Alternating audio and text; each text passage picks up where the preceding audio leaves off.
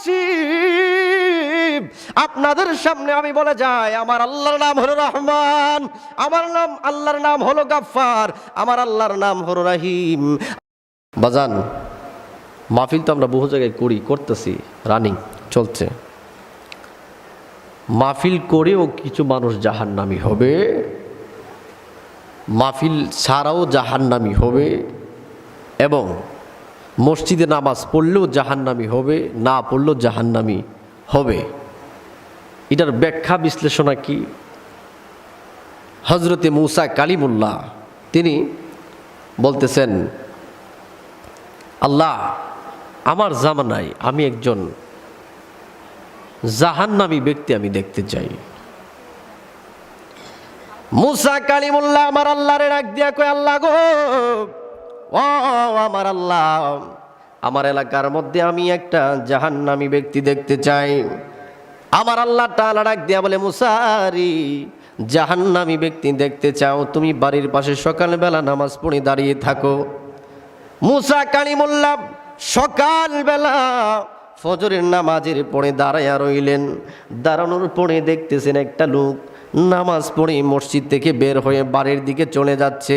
মুসা কালিমুল্লাহ ডাক দিয়া কয়, আল্লাহ, আমি এটা কি দেখলাম মসজিদ থেকে বের হয়ে নামাজ পড়ে আমার বাড়ির সামনে গেল, যে লোকটা মসজিদ থেকে বের হলো এই লোকটা কি জাহান্নামী হইতে পারে? আমার আল্লাহ বলে, নামাজ পড়লেও সে জাহান্নামী, তার মধ্যে গুনাহ আছে অনেক বেশি ভরপুর, তার মধ্যে কুফরি আছে অনেক ভরপুর, তার মধ্যে শিরিক আছে অনেক ভরপুর। আমার আল্লাহর নাম হলো একটা, তার নাম হলো রহমান। আমার আল্লাহ রহমান নামের কারণে আমার আল্লাহ ক্ষণিকের জন্য মাফ করতে পারে কি পারে না? মুসা কালিমুল্লাহ আমার আল্লাহরে ডাক দিয়া কই, আল্লাহ গো, ও আমার আল্লাহ, আমি আমার বাড়ির সামনে দেখলাম, এই বাড়ির সামনে দেখলাম নামাজ পড়িয়া এই লোকটা আবার যাইতেছে বাড়ির সামনে দিয়া। এখন কি দেখলাম, এই বাড়ির সামনে দিয়ে নামাজ পড়লে এই লোকটা জাহান্নামী বললেন। আমার আল্লাহ, জাহান্নামী লোক দেখা হয়ে গেছে, এখন আমি জান্নাতি লোক দেখতে চাই। ওয়াজ খেয়াল করবেন, বুঝবেন। ওয়াজ শুধু শুনলে হবে না, মনোযোগ দিয়া বুঝতে হবে। এই ওয়াজের দ্বারাতে আপনার আমার দিল পরিবর্তন হইতে পারে, আপনার আমার জীবন পরিবর্তন হইতে পারে, আপনার আমার জীবন সাফল্যময় হইতে পারে। এই জন্য বলি, আমি কারি মুক্তার হুসেন ফরিদি বলে যাই, এ মুসা কালিমুল্লাহ ডাক দিয়া কই, আল্লাহ গো, আমি আবার জান্নাতি লোক দেখতে চাই। মুসা কালিমুল্লাহকে আমার আল্লাহ তাআলা ডাক দিয়া বলে, ও মুসারি, তুমি বাড়ির সামনে দাঁড়ায়া থাকো, বাড়ির সামনে দাঁড়ায়া থাকলে দেখবা বাড়ির সামনে দিয়া যেই লোকটা যাবে এই লোকটাই জান্নাতি হবে। মুসা কালিমুল্লাহ আবার পরের দিন দাঁড়ায়া রইলেন। দাঁড়ানোর পরে মুসা কালিমুল্লাহ খেয়াল করলেন, দেখেন যে যেই লোকটাকে গতকাল দেখেছিল এই লোকটাকে আজকেও ওই রাস্তার মধ্যে দেখা যায়। আল্লাহু আকবার।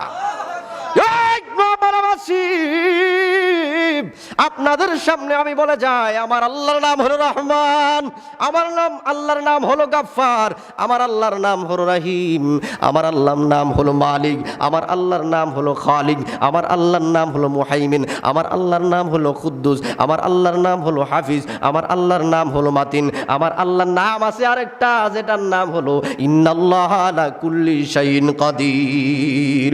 বলেন না সুবহানাল্লাহ।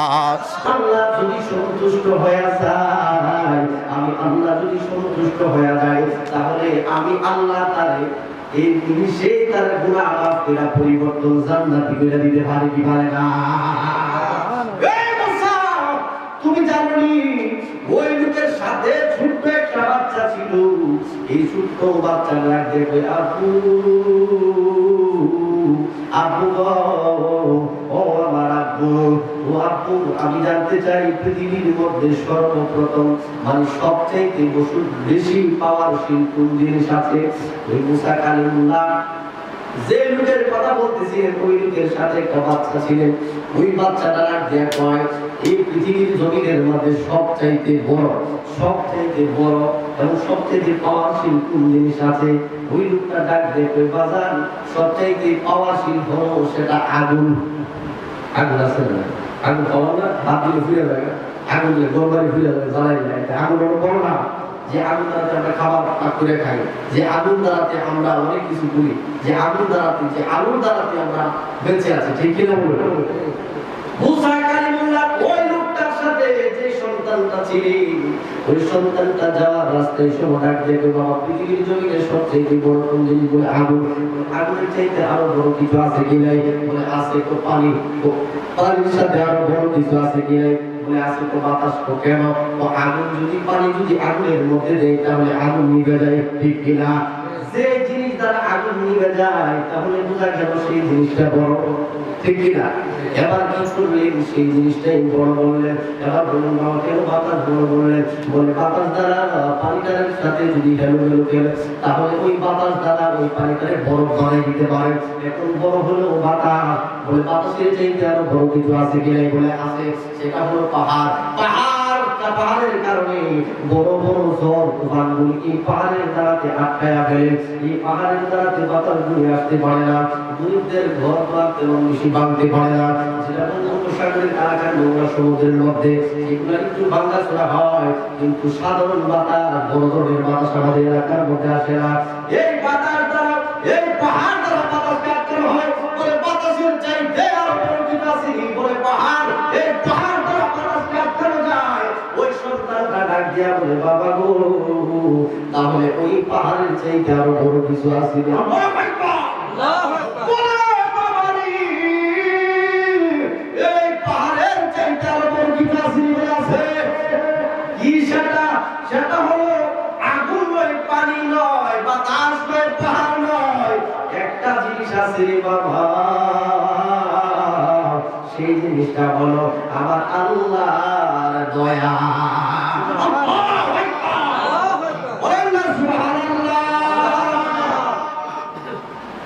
এই দয়া, আমার আল্লাহর যদি দয়া লাগে, আমার আল্লাহ বড় ধরনের গুনাহ আমার আল্লাহ দয়ার দ্বারাতে মাফ করতে পারে কি পারে না? বলেন পারে কি পারে না? এই জন্য বলতেছি রে বাবা, নামাজ পড়লেও আমার আল্লাহর কাছে আপনি আসামি, না পড়লেও আসামি। এর ভেদ বুঝতে হবে, এর ভেদ জানতে হবে। ওই বাবা নামাজ পড়ে কিছু লোক ক্ষেতের আইন কাটে কি কাটে না, ঘরের হাত নষ্ট করে কি করে না, তার মধ্যে বোঝা গেল সামনের কাতারও গিয়া নামাজ পড়লে লাভ হবে না। কারণ তোমার পিছনের অনেক দোষ আছে। আগে ওই দোষগুলি তুমি সম্পূর্ণরূপে আদায় করো, তারপর তুমি সালাত আদায় করো। ওরে বাবা সালাতের অনেক দাম, যেটা পীর মাসে বলে টাকা কি করতে ওয়াজ অন্যদিকে আমি গেলাম না। আমি যেহেতু অলির বাড়িতে আসছি, আমার একটা সাবজেক্ট আছে। অলির বাড়িতে আসলে অলির কিছু কথা না বললে হক আদায় হবে না গো। এই জন্য অলির কথা বলতে গেলে আমি বলতে হবে। এ বাবা, আপনার আমার যিনি এই পৃথিবীটার মধ্যে আউলিয়া কেরাম আছেন, সমস্ত আউলিয়া কেরাম আছেন, বিভিন্ন জায়গার মধ্যে আউলিয়া কেরাম আছেন। নোয়াপাড়া দরবার শরীফে যে আউলিয়া কেরাম, যেটার নাম হলো আব্দুল কাদের চিশতি রাহমাতুল্লাহি আলাইহি, এই আউলিয়া কেরাম আছেন। বিভিন্ন ধর্মপুরের জমিন আছেন, সাধারণের জমিন আছেন, এমন বাগদাদের জমিন আছেন। এই বাগদাদের জমিনে যিনি আছেন, ইনার নাম হলো অলিকুলের সম্রাট আব্দুল কাদের জিলানী। বলেন সুবহানাল্লাহ। আব্দুল কাদের জিলানী, জিনার কদম, জিনার কদম সমস্ত ওলিদের কাদের মধ্যে। বলেন সুবহানাল্লাহ। আর উনার কদম, উনার কাদের মধ্যে আমার নবীর কদম। বলেন সুবহানাল্লাহ। উনার ভালো কম না বেশি? কম না বেশি? এরকম বেশি কেন হইল? মা আল্লাহর দোয়ার কারণে, মা আল্লাহর আদর্শের কারণে। উনার আব্বার নাম ছিলেন আবু সালেহ মুসা জুবি, আর আমার মার নাম ছিলেন উম্মুল খায়র ফাতেমা। তাইলে ওই উম্মুল খায়র ফাতেমা তিনি সাধারণ মহিলা নন, তিনি ছিলেন একটা আবেদা মহিলা, তিনি ছিলেন একটা খালিস মহিলা, সালেহিন মহিলা, যিনি ছিলেন একজন প্রজ্ঞাশীল নারী। যে নারী আপনার বেগানা কোনো পুরুষের চেহারা কোনদিন দেখেন নাই। এই জন্য ওনার পেট থেকে যে সন্তানটা বেরিয়েছে সেটার নাম হলো আব্দুল কাদের জিলানী। বলেন সুবহানাল্লাহ। মাহবুবে সুবহানী, কুতুবের আব্বানি আব্দুল কাদের জিলানী, আর জিলানী বাগদাদি। এই আব্দুল কাদের জিলানী রাদিয়াল্লাহু তাআলা আনহু, তিনি ছোট ছিলেন, মসজিদে নিয়ে ওনার আব্বা মসজিদে ভর্তি করছে। ভর্তি করার পরে ওনার আব্বা যখন ভর্তি করছে, হুজুরের কাছে, হুজুর আপনার কাছে আমি আমার সন্তানটারে দিলাম, আমার সন্তানটারে আপনি পড়াবেন, আমার সন্তানটারে আজকে থেকে আপনি শিক্ষিত বানাবেন। ওই আব্দুল কাদের জিলানী রাদিয়াল্লাহু তাআলা যখন মসজিদে দিলেন, ওই মসজিদের হুজুরটাই দেখে আলী হুজুরের বা ওই বেলা কয় বা আব্দুল কাদের জিলানী কয় তা হুজুর কয় কোন ছাত্র হলো, আমি বলি আলী বলে বা, আমি বলি বা বলে তা। এই বা কায়দা বড় ভারী বলো পুরানা বললেন, এবার আপনি সিমারাই আলহামদুলিল্লাহ বলো বলেন পারি, শুনি পারো পারি তাহলে বড় কুতুরা বলল সুবহানাল্লাহ বড় কুতুরা তো বড় বড় করে বাড়িতে নিয়ে গেল। বাড়িতে এসে দেখি উনার আব্বা আমি সালেক মুসা জঙ্গি তৈরি হলেন, পাগড়ি পরলেন, পাঞ্জাবি পরলেন, আসর লাগাইলেন, রুমাল লাগাইলেন, লাগানোর পরে দেখেন উনার আব্বা যাবে মসজিদের মধ্যে। উনি ডাক দিয়া বলেন আব্বা ও আমার আব্বা গো, আমি আপনার সাথে যাব মসজিদে। কোথায় যাবে?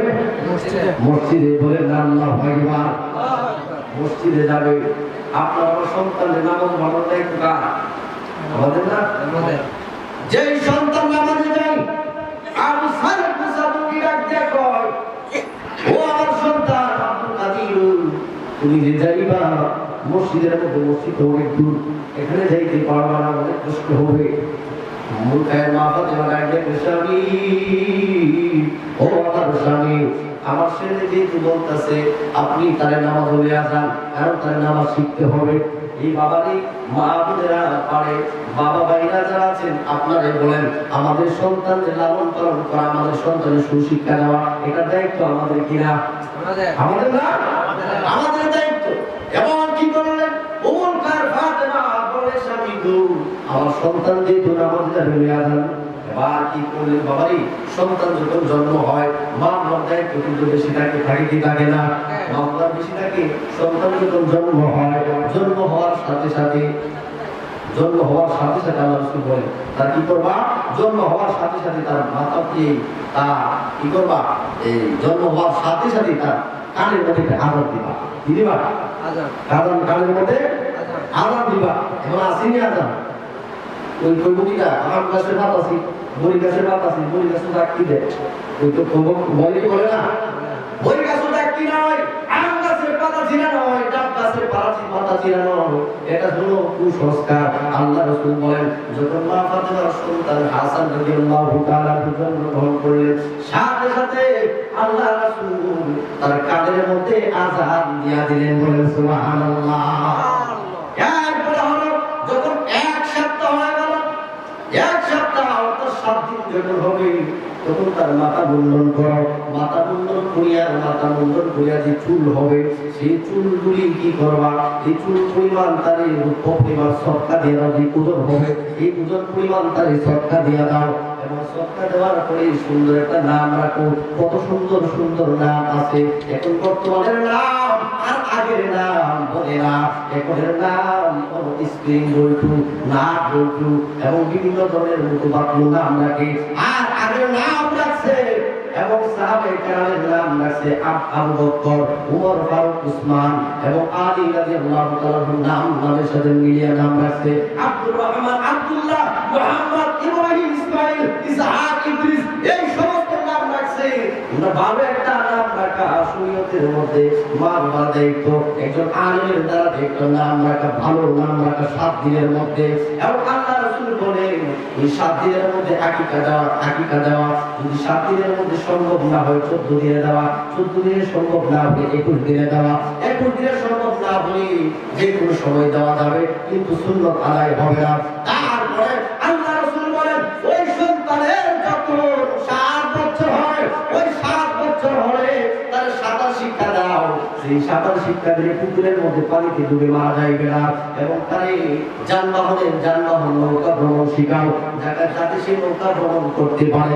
সাঁতার শিখাও, যেন সাঁতার শিখতে পারে, যেন পানির সাথে পাঞ্জা লড়তে পারে, যেন সে পানিতে ডুবে না মরে।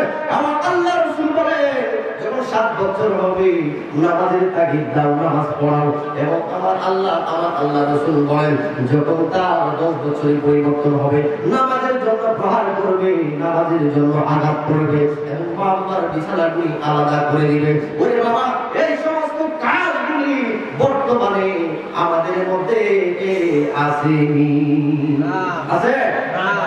আল্লাহ রাসূলের এই যে নাতিরে আজাদের কাজে এরপরে মাথা মুন্ডন করলেন, 7 দিন পর নাম রাখলেন, মাথা মুন্ডন করে সব কাজে শুরু করলাম।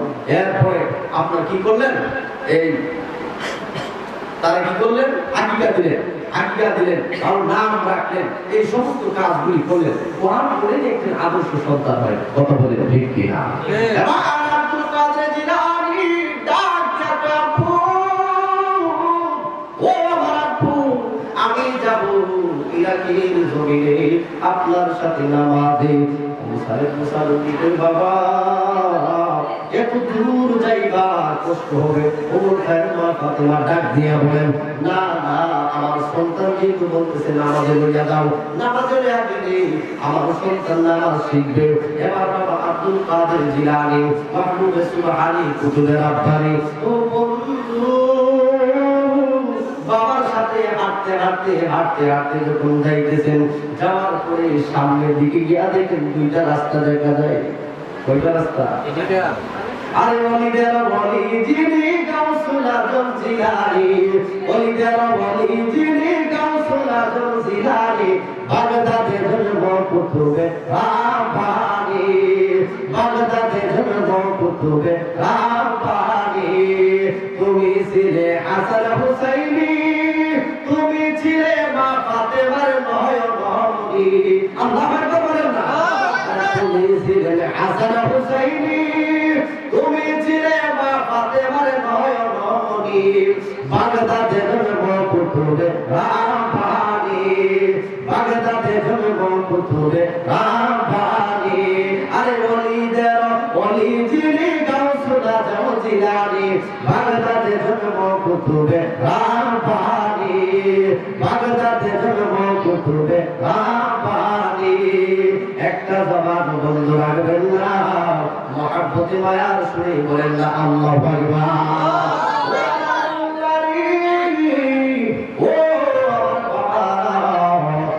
আব্দুল কাদের জিলানীকে সাথে লইয়া আবু সালেহ মুসা জঙ্গি চললেন ইরাকের জমি। যাইতে যাইতে যাইতে যাইতে গিয়া দেখে 2টা রাস্তা দেখা যায়। আব্দুল কাদের জিলানী ডাক দিয়া বলে, আব্বু,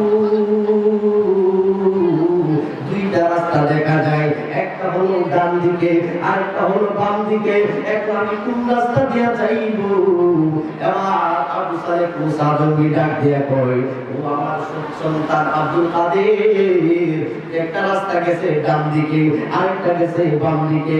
বাম দিকের রাস্তা বাবা ভালো না, ডান দিকের রাস্তা ভালো, আমি ডান দিক দিয়া যাব, বাম দিক দিয়া যাব না। আব্দুল কাদের জিলানী বাড়িতে সম্রা ডাক দিয়া কই, বাবা, ও আমার বাবা গো, ও আমার আব্বা, আমি আজকে বাম রাস্তা দিয়া যাইব। বলেন আল্লাহু আকবার। আমি আজকে বাম রাস্তা দিয়া যাইব, আমি আজকে ডান রাস্তা দিয়া যাইব না। বলে না না, তুমি বাম রাস্তা দিয়া যাইও না, বাম রাস্তা দিয়া গেলে যে যায় একবার আর সে ফিরে আসে না। বলে না না না, আমি যাব বাম রাস্তায়। বলে বাবারে, তুমি আমার একমাত্র সন্তান, বাম রাস্তা দিয়া যাইবে না। এবার কি করলেন আব্দুল কাদের জিলানী? ডাক দিয়ে বলে, বাবা, আপনি আমার পিছনে পিছনে আসেন, আমি একটু সামনে সামনে যাই। যদি আমার আমার হবে, কিছু যদি হয় আমার হবে, আপনার হবে না। বাম রাস্তা দিয়ে গেলে কি হবে বাবা? বলে বাম রাস্তা দিয়ে গেলে একটা বাঘ আছে, যে বাঘটা নাকি ওই বাম রাস্তা দিয়ে গেলে ওই বাঘের খাবার কারণে বাঘ তারে খেয়ে ফেলে। এখন বলে আপনি আমার পিছনে যান, আমি সামনে যাই। যদি বাঘে খায় আমারে খাইবো, আবু সালেহ মুসা জঙ্গিরে খাইতো না। আল্লাহু আকবার। এবার আব্দুল কাদের জিলানী ডাক দিয়ে বলেন, বাঘ যদি খায় আমারে খাইবো, আপনারে খাবে না। এবার কি করলেন আব্দুল কাদের জিলানী আর গিলানী মাহবুব সুবহানী কুতুবের রাব্বানী? কি করলেন করলেন, ওই বাম রাস্তা দিয়ে চলাফেরা শুরু করতে চলা শুরু করলেন। চলতে চলতে চলতে চলতে সামনে দিয়ে গেলেন, গিয়া দেখে একটা বড় বড় একটা পাহাড় দেখা যায়। ওই পাহাড়ের উপরে বড় একটা বাঘ বসে রয়েছে। আল্লাহু আকবার, বড় একটা বাঘ বসে রয়েছে। আব্দুল কাদের জিলানী ডাক দিয়া বলে, বাবা আপনি আমার পিছনে থাকেন, আমি সামনের দিকে যাই। যখন আব্দুল কাদের জিলানী দেখলেন বাঘ আস্তে আস্তে এক পা দুই পা করে নামতে শুরু করলেন, নামতে নামতে নামতে নামতে নামতে নামতে আব্দুল কাদের জিলানী মাহবুবে সুবহানির কাছে আসলেন। আসিয়া আব্দুল কাদের জিলানী কি করলেন, বাঘটা দুইটা কানের মধ্যে এইভাবে ধরলেন, বলেন না মারহাবা।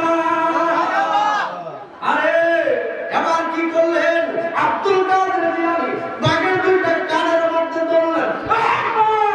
তুই আমার চিরস্তি, আমার তুই চিরস্তি, আমি হইলাম আব্দুল কাদের জিলানী।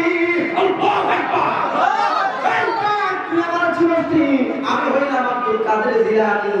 এখনো সময় আছে, আমার রাস্তায় কিলার করু, আমি যাব ইরাকের জমিনে, বলেন না সুবহানাল্লাহ। এবার কি করলেন আব্দুল কাদের জিলানী, যখন বললেন আমার চিনি, আমি হইলাম আব্দুল কাদের জিলানী। এবার বাঘটা কি করলেন, মাথাটা নিচু কইরা দিলেন। মাথাটা নিচু কইরা দেওয়ার পরে আব্দুল কাদের জিলানীর দিকে মাথাটা নিচু কইরা বাবা একটা সেজদা মেরে দিতে, বলেন না সুবহানাল্লাহ। একটা সেজদা মেরে দিতে, যখন সেজদা মেরে দিতে আবু সাইদ মুসা ধরি কইরা আমার কুঁদালো, দেখলাম আমার সন্তান ধরে খাই দিব, আমি দৌড়ে বাড়াইলাম না, এখন থেকে আমার সন্তানের তাজবি সেজদা মেরে দিতে, বলেন না সুবহানাল্লাহ। এখন সেজদা মেরে দিতে, এখন আব্দুল কাদের জিলানী ডাক দিয়া কয়, তুমি আমার চিনো?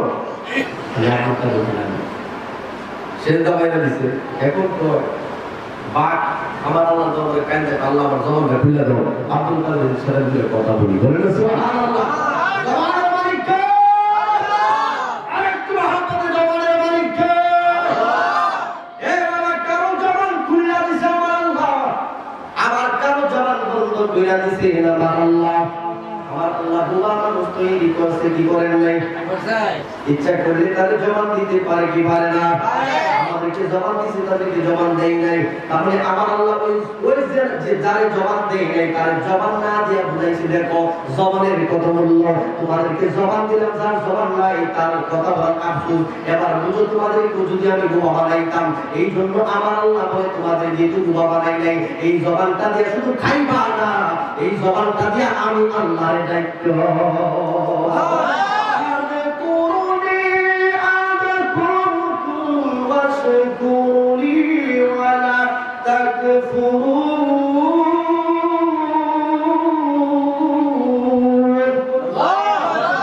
আমার আল্লাহ তাআলা ডাক দিয়া বলেন, যদি আমি আল্লাহর শরণ করো, আমি আল্লাহরে ডাকো, তাহলে আমি আল্লাহ তোমাদেরকে ডাকবো, বলেন না সুবহানাল্লাহ।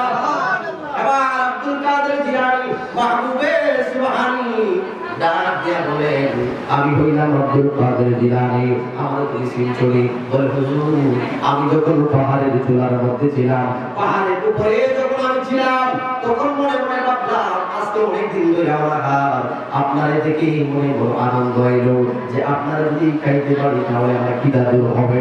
এবার আব্দুল কাদের জিলানী মাহবুবে সুবহানী বলেন, তাহলে ঠিক আছে এখন খাও। বলে হুজুর, আপনারে খাওয়া সম্ভব না। মারহাবা কোন? আপনারে খাওয়া সম্ভব না। বলে কেন? আপনার আমি কিভাবে খাইব? আমিও তো একটা নবীর পাগল। আল্লাহ ভগবান, আমি তো একটা নবীর পাগল, যে নবীর নাম হলো রাহমাতাল লিল আলামিন। বলেন না সুবহানাল্লাহ। এজন্য আমার আল্লাহ তাআলা বলেন, ওয়া মা আরসালনাকা ইল্লা রাহমাতাল লিল আলামিন।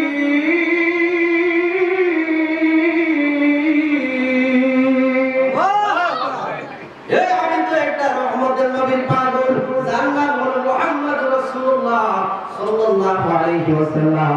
আমি পাহাড়ের চূড়ার মধ্যে শুধু বসে থাকি না, আমি পাহাড়ের মধ্যে বৈশা বৈশা আমি আমি আমার নবীজির উপরে দরুদ পড়ি, আমি আমার নবীর উপরে দরুদ পড়ি।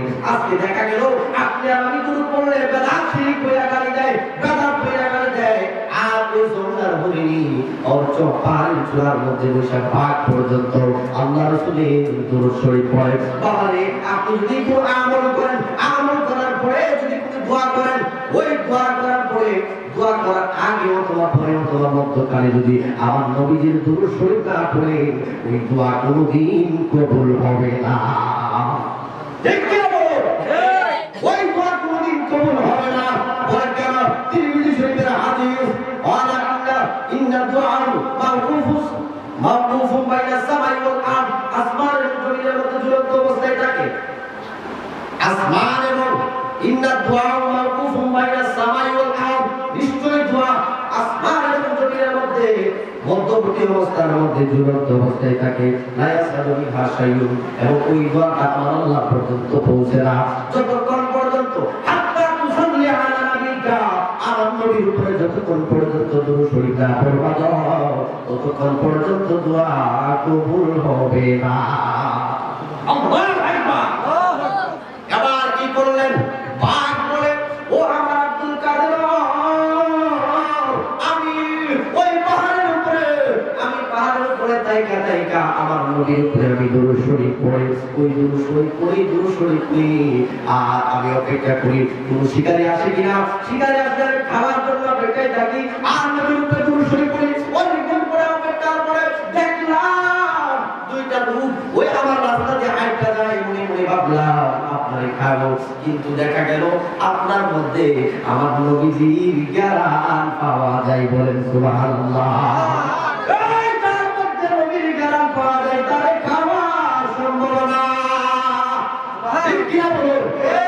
যার মধ্যে নবীর আদর্শ পাওয়া যায়, নবীর জ্ঞান পাওয়া যায়, তারে খাওয়া সম্ভব না। আমার নবীর সম্মানে আমি আপনার পায়ের মধ্যে সিজদা কইরা দিলাম। বলেন না সুবহানাল্লাহ। আবু সালেহ মুসা নবী ডাক দেন, আল্লাহ এটা আমারে কোন সন্তান দিলেন আল্লাহ? আমি যে দেখলাম আমার সন্তানকে খাবে বাগে, ধরে আমি পিছনে পিছনে আসলাম।